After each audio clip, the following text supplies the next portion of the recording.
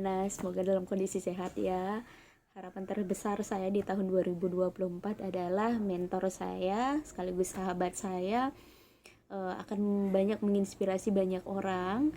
Kemudian rezekinya berlimpah karena Mbak Dayana ini termasuk orang yang murah hati banget ya, termasuk saya diberikan kesempatan yang benar-benar sangat langka sekali, di mana saya diperbolehkan untuk mengakses banyak pengetahuan dari Mbak Dayana dengan harga yang terbilang sangat terjangkau sekali. Wah, ini harapan terbesar saya, semesta memberikan banyak rezeki yang berlimpah buat Mbak Dayana. Dimanapun Mbak Dayana berada, selalu bertemu dengan orang-orang baik yang bisa menginspirasi Mbak Dayana. Dengan pengetahuan yang mereka miliki, Mbak Dayana bisa berkembang jauh lebih pesat dari tahun-tahun sebelumnya. Ya, harapan ini tentunya akan terjadi atas kehendaknya, atas kehendak Tuhan yang Maha Kuasa, dan saya percaya itu bahwa segala hal-hal yang baik tentunya pasti akan Mbak Dayana dapatkan. Terima kasih sebelumnya ya Mbak Dayana sudah memberikan saya kesempatan untuk belajar di Human Design. Oke, untuk mentor terbaik saya, terima kasih, I love you. Oke Mbak Dayana, nggak perlu berlama-lama ya, saya ingin sharing terkait dengan apa yang sudah Mbak Dayana bagi ke saya maupun dengan teman-teman di Human Design lainnya. Saya ingin berbagi tentang 9 pusat energi yang sudah sebelumnya dijelaskan oleh Mbak Dayana sendiri. Dan 9 pusat energi ini kenapa menjadi perhatian saya, karena ini merupakan poin dasar yang harus diketahui oleh mereka yang mungkin nanti akan menjadi seorang instruktur, dan saya tertarik untuk itu ya. Baik, 9 pusat energi itu apa aja? Yang pertama ada Ajna Center. Kalau Ajna sih yang pertama, kalau menurut saya head center ya, head center dulu yang akan saya sampaikan.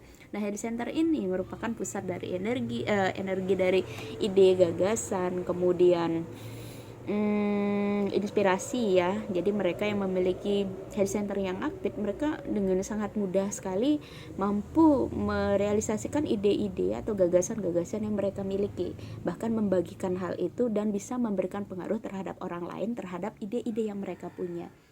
Nah, bagi mereka yang head centernya ini ternyata undefined atau tidak berwarna ya, namun terdapat gate-gate yang aktif gitu, ataupun yang open yang memang sama sekali tidak ada gate yang aktif dan tidak berwarna juga pada head centernya, tidak usah berkecil hati, tapi justru ini adalah sebuah karunia ya, dimana kita bisa mengakses energi yang ada di sekitar diri kita jauh lebih pesat lagi. Nah, pesatnya dalam arti bagaimana? Artinya kita bisa menyerap energi-energi atau ide-ide, konsep, gagasan yang ada di sekitar lingkungan kita. Nah, tapi perlu diwaspadai juga bahwa kita harus memilih ya, memilih dengan memilah terlebih dahulu mana konsep-konsep, gagasan, ide yang sekiranya itu memberdayakan kita, sehingga tidak semua hal, ide patut bisa kita serap, tapi kita harus pilah terlebih dahulu, baru kita pilih konsep-konsep yang mana yang sekiranya itu bisa memberdayakan diri kita. Nah, selain daripada hal itu, ada juga Ajna Center. Nah, Ajna Center ini apa? Ajna Center ini ternyata pusat daripada kemampuan berpikir. Nah, ketika saya mengamati mereka yang memiliki Ajna Center yang aktif, ternyata mereka memiliki kemampuan mereka memiliki kemampuan analitis yang kuat. Itu yang saya amati. Jadi ada beberapa, kebetulan rekan kerja saya yang ternyata Ajna Centernya ini aktif, mereka ternyata memiliki kemampuan yang bagus ya, secara intelektual, dan saya amati juga prestasinya juga lumayan. Jadi bisa dikatakan mereka yang memiliki Ajna Center yang aktif ternyata memiliki kemampuan analitis yang bagus, yang jika diberdayakan ini cocok banget nih untuk mereka yang berprofesi sebagai dosen, tenaga pendidik ya, karena Ajna Centernya ini bisa mereka berdayakan untuk berbagi pengetahuan kepada orang lain. Nah, lalu bagaimana dengan Ajna Center yang ternyata tidak aktif? Apakah artinya mereka bodoh? Enggak ya. Dalam arti, kembali lagi, segala sesuatu sudah baik adanya, kita harus memahami bahwa dengan Ajna Center yang tidak aktif atau berada di posisi undefined atau mungkin open, artinya kita juga bisa menyerap pengetahuan yang ada di sekitar kita. Lagi-lagi untuk bisa memperdayakan Ajna Center ini tentunya tidak bisa kita menyerahkan begitu saja pengkondisian kita dengan hal-hal yang ada di sekitar kita. Kita juga harus memfilter, kemudian kita juga harus menentukan kira-kira siapa atau di lingkungan mana sekiranya kita cocok, sehingga Ajna Center kita bisa termanfaatkan atau terberdayakan juga. Nah, bagi mereka atau teman-teman yang Ajna Centernya ini memang sudah aktif, tentunya juga harus punya kewaspadaan. Jadi ketika Ajna Centernya sudah aktif, di mana dia memiliki logika-logika berpikir mereka itu memang lebih baik seperti itu, namun ternyata akan menjadi batu sandungan ketika kita terlalu berpegang teguh terhadap konsep atau cara berpikir kita, sehingga perlu diwaspadai ya bagi teman-teman. Dan disinilah kita memang harus mawas diri dalam melihat diri kita. Kelebihan kita bisa menjadi sebuah batu sandungan ketika kita tidak benar-benar bisa mengkondisikan itu menjadi lebih baik. Jadi mengkondisikan dalam hal ini adalah bagaimana kita memberdayakannya, dan sekaligus juga terus mengupdate pengetahuan kita dengan menyerap konsep-konsep atau pengetahuan-pengetahuan yang ada di sekitar kita. Nah, selanjutnya selain daripada Ajna Center, saya juga akan membahas tentang Truth Center. Wow, Truth Center ini juga adalah sebuah kemampuan yang dimiliki sebetulnya oleh semua orang, di mana kemampuan berbicara, kemampuan berkomunikasi menjadi pusat utama dari Truth Center. Nah, dari pengamatan saya ada beberapa rekan yang memang Truth Centernya ini aktif. Nah, ketika Truth Center ini aktif, ternyata mereka memiliki kemampuan komunikatif yang baik juga. Artinya ketika mereka berbicara, bahkan ketika mereka mengajar, segala pengetahuan itu memang bisa mereka sampaikan.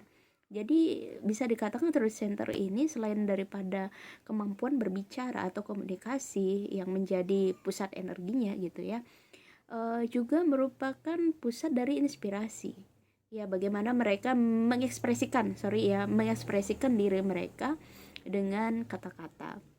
Dan yang saya amati justru adalah bagi mereka yang Truth Centernya ini aktif, satu, mereka memiliki kemampuan dalam menyampaikan konsep-konsep yang mereka miliki, pengetahuan yang mereka miliki dengan lebih luas, kemudian dengan lugas juga dan terkonsep. Nah, kemudian bagaimana dengan mereka yang tidak aktif, dalam arti mungkin undefined ya, ataupun yang open. Nah, dalam pengamatan saya, mereka kemampuan komunikatifnya bukan gak bagus ya, artinya mereka memerlukan waktu untuk bisa menyampaikan apa yang menjadi ide pemikiran mereka kepada orang lain. Jadi mereka memerlukan waktu yang dalam menyampaikannya itu memang perlu cara yang lebih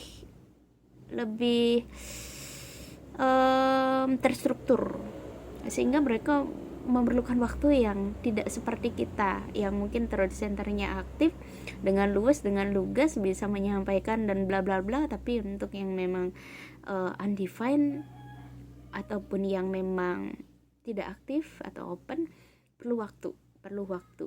Nah, ini saya amati dari adik saya sendiri yang kebetulan Truth Centernya emang tidak aktif ya. Bahkan dalam beberapa kesempatan meskipun ada banyak tawaran untuk dia menjadi dosen juga, ternyata nggak diambil karena dia sadar, saya punya kemampuan yang kurang nih dalam komunikasi. Tapi ini merupakan sebuah tindakan yang jujur, dia tidak ngambil meskipun mungkin kemampuan secara akademiknya bagus, tapi Truth Centernya memang menurut dia kurang, daripada dia mengambil merasa beban dengan kesempatan itu sehingga dia nggak ambil. Nah, hal yang sama juga saya amati terhadap mahasiswa saya yang kebetulan mungkin bukan kebetulan ya, memang third centernya nggak aktif gitu loh. Nah, mereka memiliki kecenderungan ketika berkomunikasi itu memang perlu waktu untuk bisa menyampaikan secara luas apa konsep atau apa yang mereka pikirkan atau apa yang mereka rasakan. Nah, jadi dalam hal ini mungkin sebuah apa ya,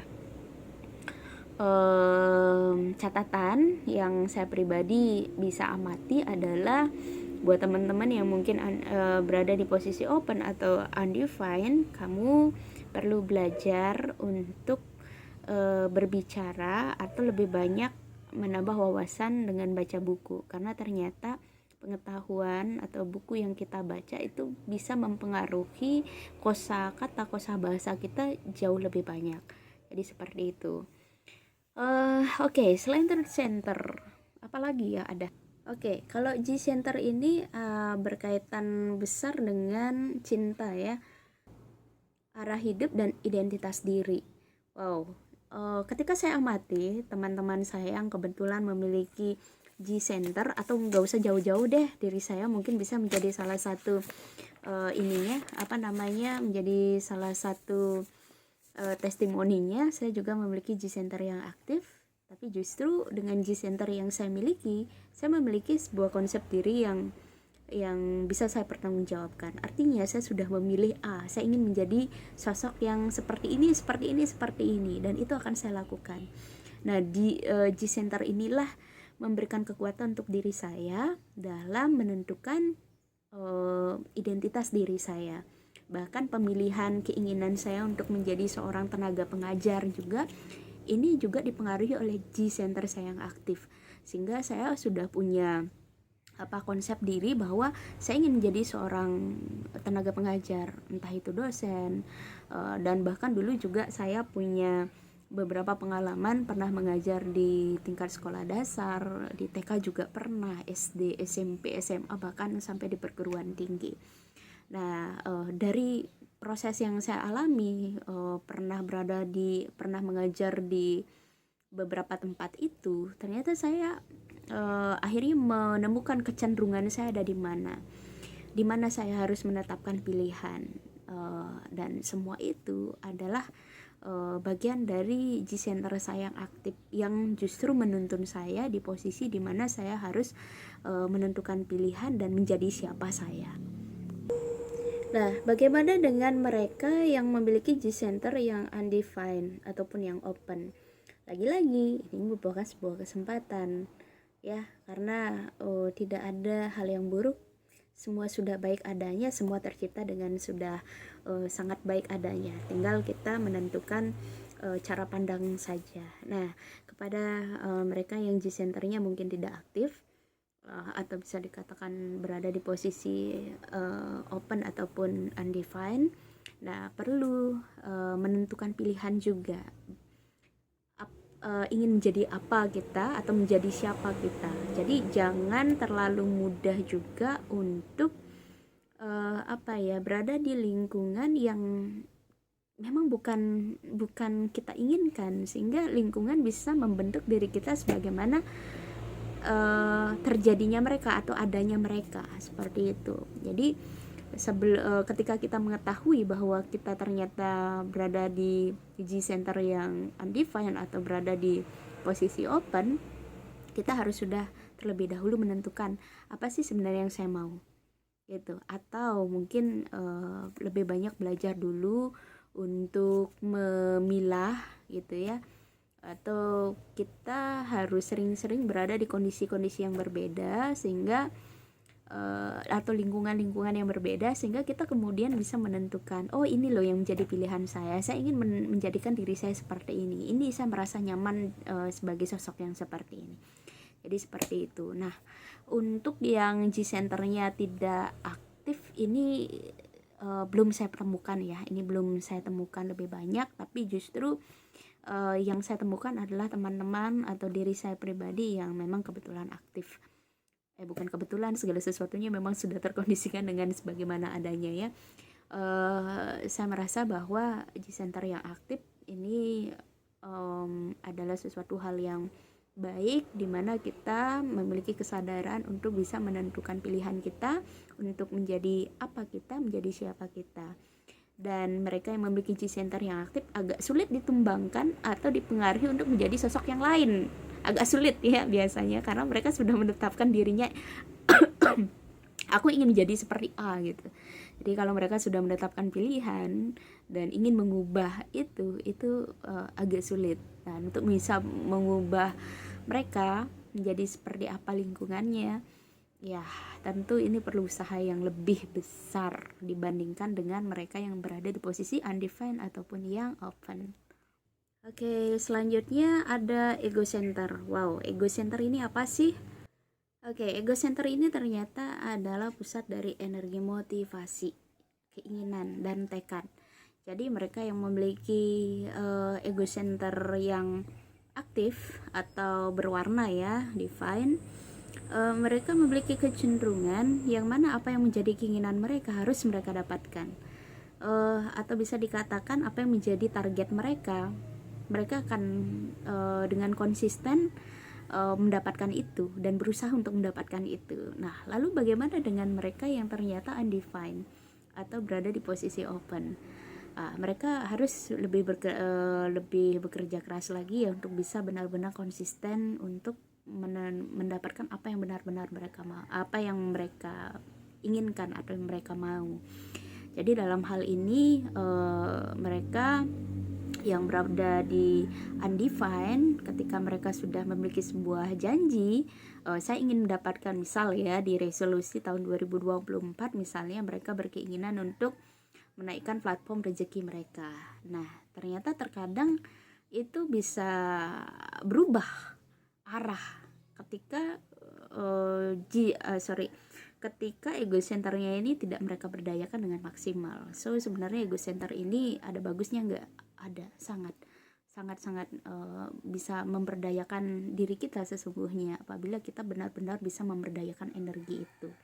Oleh karena itu, bagi mereka yang berada di posisi undefined atau di posisi open, perlu kita memiliki lingkungan atau teman-teman yang bisa mendorong kita untuk mencapai apa yang benar-benar kita inginkan. Jadi seperti itu. So lalu begitu juga dengan teman-teman yang memiliki ego center yang aktif, mereka juga harus bisa memotivasi orang-orang sekitarnya untuk bisa bertumbuh dan berkembang jauh lebih baik gitu loh. Jadi di sini sebenarnya perlu adanya suatu pemberdayaan dan yang diberdayakan. So buat teman-teman yang ego centernya aktif, ingat untuk tetap memberdayakan diri, memacu diri orang lain untuk bisa berkembang dan jauh lebih baik lagi dengan motivasi yang Anda punya, Anda miliki. Kemudian bagi mereka yang ego centernya mungkin tidak aktif atau berada di posisi open dan undefined, jangan segan-segan untuk belajar. So perbanyak pertemanan dengan mereka yang memiliki ego center, bantu diri Anda untuk terdorong menjadi lebih baik, konsisten dengan apa yang menjadi tujuan Anda. Baik, jadi catatan juga nih, kebetulan ego center ini juga berkaitan dengan tekad ya dan keinginan. Seperti yang saya sampaikan tadi, ego center sangat diperlukan ketika Anda berada di posisi undefined atau di posisi open. Ini adalah sebuah hal yang bagus, artinya kamu memiliki kesempatan untuk bagaimana mengkondisikan diri kamu agar berada di posisi-posisi yang mudah untuk bisa mencapai target yang kamu inginkan. So lagi-lagi saya nggak akan pernah berhenti untuk mengatakan bahwa jangan pernah berhenti belajar dan temukan orang-orang yang bisa membantu kita terdorong untuk mencapai apapun yang kita mau. Baik, selanjutnya ada Sacral Center. Wow, ini Sacral Center kebetulan saya nggak punya karena kebetulan saya tergolong yang projector ya. Nah, teman-teman yang mungkin Sacral Centernya ini nggak aktif atau berada di posisi open, Memang ya, sakral ini ternyata punya energi vitalitas yang tinggi. Artinya mereka yang memang yang memiliki sakral center yang aktif, cenderung mereka memiliki energi yang rasanya nggak habis-habis. Tapi sebaliknya, justru sakral center yang tidak aktif atau berasa di posisi open atau undefined, itu energinya tidak akan sebanyak mereka yang memiliki sakral yang aktif ya. Bahkan saya sendiri merasakan di posisi dimana sakral saya memang tidak aktif, energi saya itu benar-benar tergantung dari lingkungan sekitar saya. Jadi ketika lingkungan saya ini bertemu dengan orang-orang dengan sakral center yang aktif, wah saya baru semangat gitu ya. Tapi ketika berada di posisi yang enggak, itu berasa ya biasa-biasa aja energinya. Tapi yang saya rasakan paling dominan itu adalah mudah lelah, mudah capek. Jadi misalnya saya kerja dari jam 8 pagi sampai jam 4 sore itu udah capek banget. Atau contoh deh kemarin ketika saya ke Lombok, itu energi saya rasanya udah habis betul, padahal kegiatan di sana mungkin gak terlalu sibuk-sibuk banget ya, padahal hanya kegiatan rekreasi seperti itu. Tapi capeknya itu berhari-hari, bahkan badan saya jadi mudah sakit, jadi seperti itu. Ketika berada di lingkungan yang dengan teman-teman yang berada di posisi sakral center yang aktif, kita memang tertular oleh energi mereka. Tapi lagi-lagi kita tidak memiliki energi yang konstan untuk tetap berada di posisi yang energi yang maksimal gitu ya. Sehingga teman-teman yang mungkin berada di posisi undefined atau berada di posisi open, mungkin mulai dari sekarang bisa mungkin bisa lebih bijaksana ya dalam mengatur energinya. Jadi porsikan energi pada hal-hal yang memang penting, dan kalau nggak penting ya jangan terlalu banyak menguras energi lah gitu. Dan saya sadar diri juga karena energi saya nggak konstan,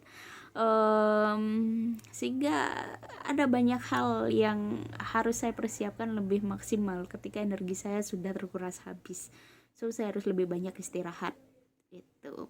Tapi kebanyakan teman-teman yang mungkin sakral centernya ini nggak aktif, perlu berhati-hati juga gitu ya, terutama dari segi kesehatan sih, karena biasanya mereka mageran ya. Apa cuman saya saja yang merasakan seperti itu? Jadi mageran ya, tergantung ya magerannya dalam hal apa. Jadi kalau ada kegiatan-kegiatan yang sekiranya itu menguras energi banget, yang apalagi hal yang aktivitas yang mereka memang tidak suka, mereka akan menghindari itu ya, untuk menghindari kebocoran energi yang nggak penting gitu ya. Dan untuk yang open ataupun seperti saya tentunya yang sakral centernya memang benar-benar nggak aktif, harus bijaksana dalam mengolah energi. Mana yang sekiranya patut mendapatkan energi dengan porsi yang lebih besar, kita berdayakan sehingga jangan sampai pekerjaan-pekerjaan yang membutuhkan energi yang besar justru terabaikan, justru tidak bisa maksimal ya dilakukan hanya lantaran kita udah capek duluan dengan kegiatan yang mungkin tidak terlalu penting untuk diri kita. Oke, selanjutnya adalah tentang Oke, selanjutnya tentang splenic center ya.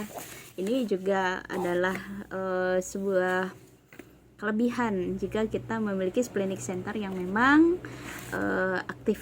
Nah, jadi apa sih splenic center itu?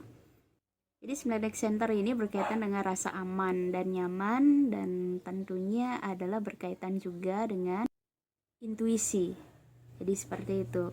Nah, kebetulan saya memiliki splenic center yang aktif.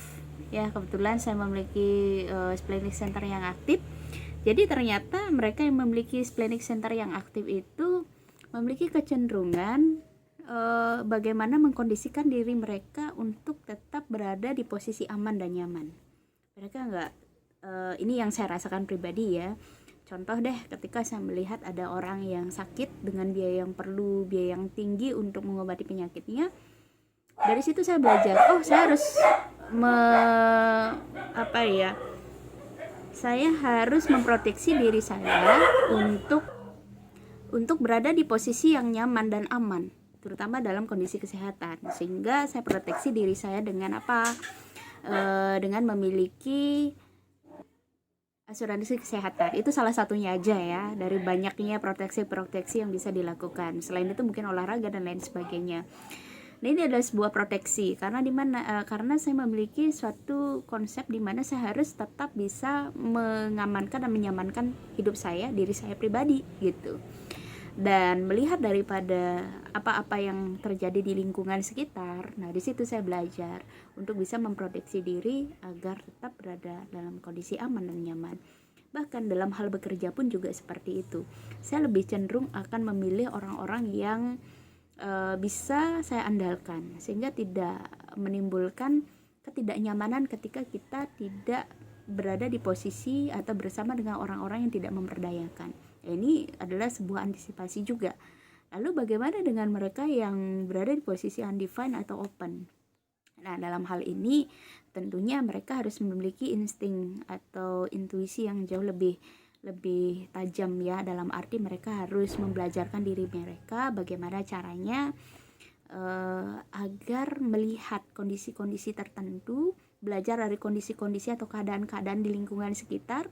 Apabila terjadi hal yang tidak mengenakan atau tidak menyamankan, bagaimana mereka mengantisipasi hal itu aja. Jadi instingnya kita harus memberdayakan kemampuan nalariah kita atau kemampuan daripada insting kita, bagaimana agar kondisi hidup kita bisa lebih baik, lebih nyaman.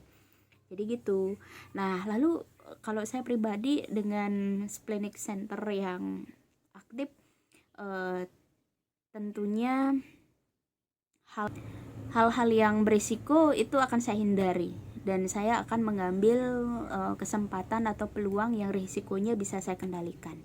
Jadi begitu. Nah, buat teman-teman yang kebetulan mungkin splenic centernya itu tidak aktif, ini jadi hal yang positif juga sih. Artinya ketika tantangan-tantangan itu Anda ketahui bahwa memiliki risiko yang besar, itu tidak menjadi masalah buat Anda akan terobos itu sehingga Anda bisa mencapai apapun yang Anda mau. Tapi untuk mereka yang mungkin secara spleniknya memang aktif, mereka ada insting untuk berhati-hati dalam memilih risiko. Mana risiko yang sekiranya itu bisa dia kendalikan atau di luar daripada daya kendali mereka akan hindari itu. Biasanya demikian, karena saya sendiri mengalami hal itu. Baik, untuk selanjutnya ada solar plexus juga. Solar plexus ini berkaitan dengan rasa bahagia atau rasa emosi ya. Bisa emosi ini kan bukan berarti emosi yang negatif ya, dalam arti marah-marah gitu, enggak. Tapi emosi ini lebih kepada rasa apakah itu rasa bahagia atau rasa emosi-emosi yang tidak memberdayakan, atau emosi-emosi yang sifatnya negatif ya, memiliki rasa temperamental dan lain sebagainya. Namun dalam hal ini menciptakan sebuah rasa, di mana rasa yang dimaksud di sini lebih ke rasa yang membuat kita happy ya. Nah, perlu diketahui juga dalam solar plexus ini kemampuan dalam menghasilkan emosi-emosi yang bisa juga menggerakkan kita. Bahkan kalau dalam pemahaman saya, mereka yang memiliki solar plexus yang aktif atau yang divine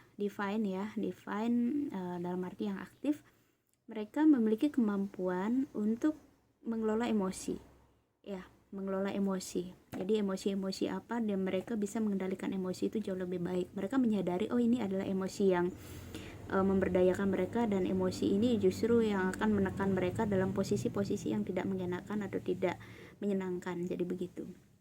Nah, dalam hal ini memang pemahaman harus lebih dalam lagi, karena emosi ini bisa memposisikan kita pada hal-hal yang memang positif dan negatif, tergantung dari emosi apa yang menjangkiti kita saat ini. Jadi seperti itu.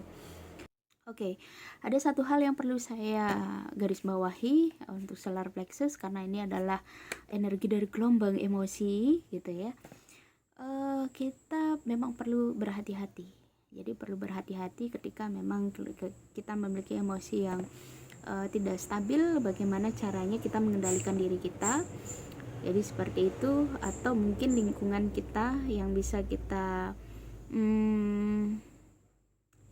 kita harus mencari lingkungan-lingkungan yang sekiranya bisa membawa diri kita agar berada dalam kondisi emosi yang stabil, ya, tidak membuat kita guncang, atau bagaimana kita bisa mengendalikan emosi kita agar tetap stabil.